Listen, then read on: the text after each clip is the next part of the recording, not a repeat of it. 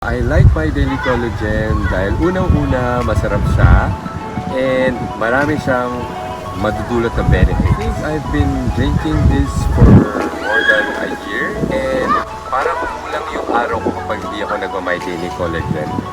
Feeling ko ang kapal ng buhok ko, glowing skin, lalo na pagising ko sa umaga, parang sobrang fresh ka lagi. Hindi ka mabilis mapagod kasi it actually boosts your immune system. At the same time, nakakatulong din siya sa joints, sa bones, sa muscles, lalo na kapag active yung lifestyle.